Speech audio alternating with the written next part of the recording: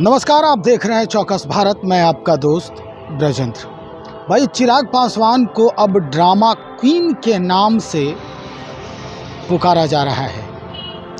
दरअसल ये बात उनके चाचा की पार्टी राष्ट्रीय लोक जनशक्ति पार्टी की जो राष्ट्रीय प्रवक्ता हैं देवजानी मित्रा जी, वो कह रही हैं कि चिराग पासवान पहले अभिनेता थे लेकिन अब ड्रामा क्वीन हो गए हैं।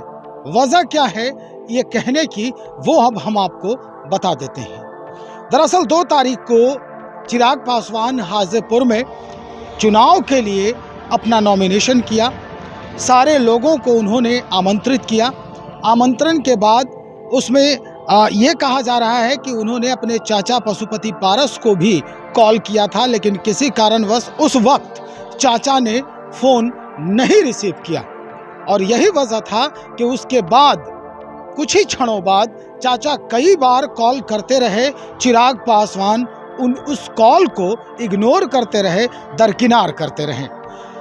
पूरी बात हम देवजानी मित्रा के जुबानी सुनते हैं कि क्या कुछ कह रही है, कैसा आरोप लग रहा है अब चिराग पासवान पर।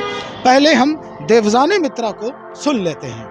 चाचा जी को कॉल गया, चाचा जी ने फ़ोन नहीं उठाया, तो मैं आपको इस सवाल का जवाब मैं बहुत क्लियरली आप सबके सामने रखना चाहती हूँ। पार्टी के राष्ट्रीय प्रवक्ता होने के नाते जितना हमारे ऑनरेबल मिनिस्टर एक कैबिनेट मिनिस्टर रहते हुए जिस ढंग के ह्यूमिलिटी और हम्बलनेस के साथ वो लोगों का स्वागत करते हैं, चाहे वो पार्टी के छोटे बड़े कोई भी कार्यकर्ता हो, अननोन नंबर हो, नोन नंबर हो, वो हमेशा फ़ोन उठाते हैं। अब आते हैं चिराग जी के कॉल पे। अगर आप इतने ही ज़्यादा कॉल पे अगर आपने किया था तो भाई आप अपने वीडियो में जब अपने पिताजी के हाथ पकड़ के जब 2019 पे गए थे, उस वक्त आपके चाचा जी भी आपके साथ थे।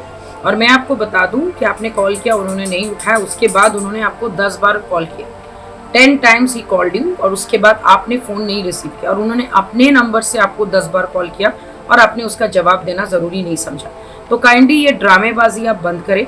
और जिस ढंग से आज आपका बहिष्कार हो रहा है, जिस ढंग से दूध से अंबेडकर जी की मूर्ति को धुलवाया गया है आपके माल्यार्पण के बाद, इससे ये साबित होता है कि लोग ये के मन में आपके लिए एक द्वेष है। और वो द्वेष का कारण यही है, जो घर के अपने मजले पापा के साथ एक सम्मानजनक एक सम्मानपूर्वक रिश्ता नहीं रख सकते हैं, वो किस ढंग से बिहार के बाकी पासवान समाज हो, दलित समाज हो, उनके मसीहा बन गए।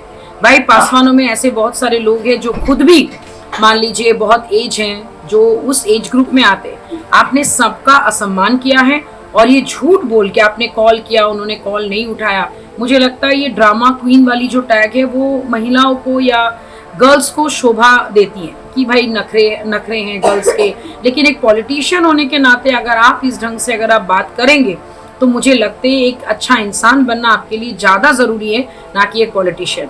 और मैं आपको बता दूं, आपके कॉल के बाद 10 बार मिस्ड कॉल उन्होंने किया और आपने बार बार कॉल को काटा है। उन्होंने कॉल किया, आपने काटा, उन्होंने कॉल किया, आपने काटा, और आपने जानबूझ के ये हरकतें की हैं। और मुझे लगता है कि हाजीपुर में RLJP हो या जितने भी लोग आपके बहिष्कार कर रहे हैं, मुझे नहीं लगता है कि उनकी ज़रूरत आपको है। और जिस ढंग से आजकल आप प्रचार में लगे हुए हैं और जिस ढंग से आपने बार बार हमारे पार्टी के राष्ट्रीय अध्यक्ष को अपने नीचा दिखाने की कोशिश की है, हाजीपुर की जनता, समस्तीपुर की जनता, जमुई की जनता, वैशाली की जनता, खगड़िया की जनता कभी आपको माफ नहीं करेगी। स्पष्ट हो गया होगा कि क्यों कह रही है देवजानी मित्रा चिराग पासवान के लिए ड्रामा क्वीन वाली बात।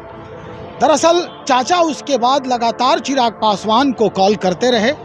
ये इसलिए किया जा रहा था कि जितने भी बिहार के कद्दावर नेता हैं, खास करके अगर चाचा पशुपति पारस की बात की जाए तो वो फिल वक्त हाजीपुर से सांसद हैं और उनका वहाँ पर उपस्थित रहना, चूँकि एक ही छत के नीचे चाचा और भतीजा दोनों खड़े हैं और ये छत है NDA। और इस स्थिति में अगर चाचा पशुपति पारस जो इस वक्त हाजीपुर के सांसद हैं वहां पर मौजूद नहीं रहते हैं, तो ये संदेश कुछ अच्छा नहीं जाने वाला है। और यही बात हुई कि जैसे ही चिराग पासवान का कार्यक्रम खत्म होता है हाजीपुर में, उसके बाद 51 लीटर दूध से जिस बाबा साहेब अंबेडकर के मूर्ति पर उन्होंने माल्यार्पण किया था, उसे नहलाया जाता है। ये कहा जाता है कि इसे अब परिशुद्धि किया जा रहा है, इसका शुद्धिकरण किया जा रहा है, क्योंकि चिराग पासवान को दलित भाइयों से नफरत है। क्या कुछ संदेश जाएगा इसके बाद चुनाव में, चूंकि चुनाव तीसरे चरण में है, और इसके बाद क्या परिणाम आएगा हाजीपुर से और अन्य जगह पर जहां से चिराग पासवान के पार्टी के टिकट पर लोग खड़े हैं, वहां से क्या कुछ रिजल्ट आएगा, ये आने वाले वक्त में पता चल जाएगा। फिल वक्त इतना ही। आप बने रहे हमारे साथ, हम फिर खबर लेकर बहुत जल्द हाजिर हो रहे हैं।